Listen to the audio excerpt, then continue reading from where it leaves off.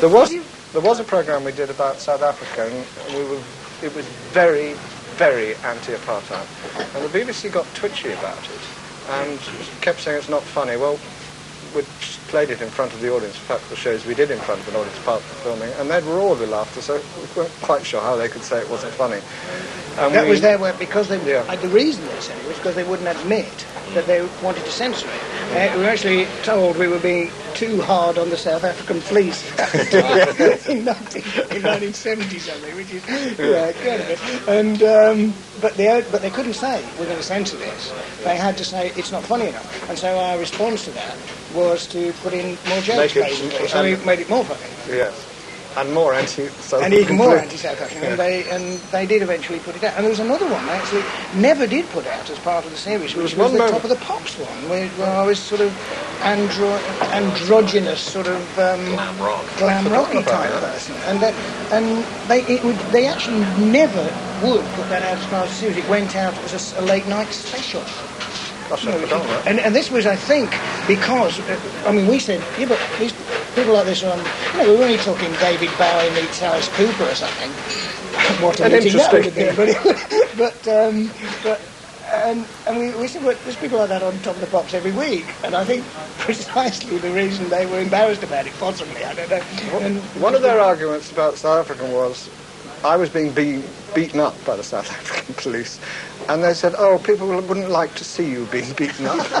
Now, the audience were howling with laughter at me being beaten up. The whole country wanted to see me beaten up. Yes. And so we knew it was an interesting time. And because we had this sort of childlike rather than childish approach, I think we got away with a lot. Yes. That we wouldn't we were censored more often than Python, for example. The comparison was always made that they were fairly risque. But we were actually literally censored several times. It happened on the Churchill one as well. Remember that one, the War Babies? There was a lot of sensitivity about that. It was John Howard Davis, in fact, who was very, very sensitive about that. Didn't have the idea that we're somehow sending up the heroes of British history. And Tim was playing Churchill as a robot baby, as you do, naturally. That's the way $6 million. Yes. Yeah.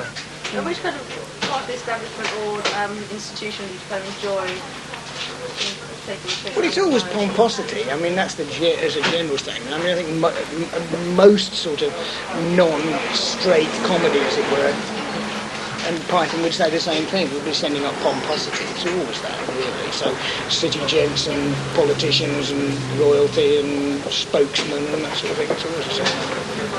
There's anything deeper to say. It's a fairly scattergun approach. I think we really attack the status quo, not the group. Oh, bless them.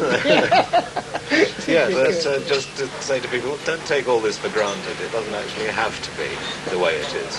And this is how silly it can be made to appear. And we would then push everything to a logical limit, and people thought, well, yeah, that is ludicrous. When he does talk, he's awfully good, isn't he? Yeah, I'd like to hear more. That's it.